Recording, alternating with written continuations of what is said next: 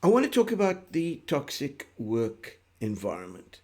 I think it becomes quite an emotional term because we think of there being a villain, a person doing bad things to people who are suffering, and we want to relieve those. We want justice. We want to relieve the unnecessary suffering that people go through. But I don't think a toxic workplace is just that single dimension. There's more to it. For instance, there are non-human factors. The fact that you have to commute 2 hours each way to work every day also doesn't put you in the best frame of mind in the workplace, and the potential to interpret stress or anything else as toxic obviously increases. I'm not saying that there aren't bad people. There are bad people out there. There are unqualified people who just are over defensive or can even be spiteful. And yeah, it does affect people. But in the main, most people are trying to do their best work. So we do have some form of control. I won't say a form of responsibility. If there is toxicity in your work environment, using the word you being responsible is probably somewhat insensitive. But I think there is some form of control. Let me give you an example of what I mean. When things changed a number of years ago so dramatically for us, people had to upskill themselves. They had to relook at their role. They had to take a fresh look at what the demands were, and they had to change accordingly. And they had to change in terms of the way they saw things, the way they did things, and the continuous learning that they had to undergo. But there were people who just didn't want to do that.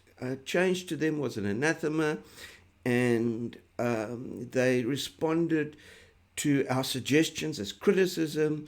They were defensive, and it affected me as the manager, and it affected their colleagues as well. So the kind of response they were getting, the kind of vibes they were getting, we could say were somewhat toxic, because they were making the lives of their colleagues a little more difficult.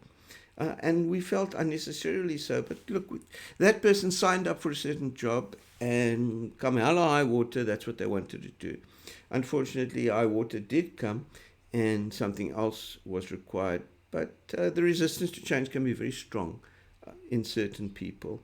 So I'm sure those staff who refused to change would come to work and they would describe the workplace as toxic, whereas the other colleagues who had taken up the challenge would have described the workplace not as toxic but perhaps as challenging, whatever was required to get the job done collectively as a team.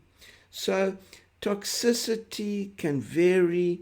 It's not a single dimension. It's not always the narrative of one person doing bad things, but a number of factors, and some of it no one's real fault. I mean, we put down our company culture on paper and our values and everything else, and we then give it to people to read, and we expect everyone to get along and to buy into it, which is kind of quite laughable if you look at the complexities of human nature.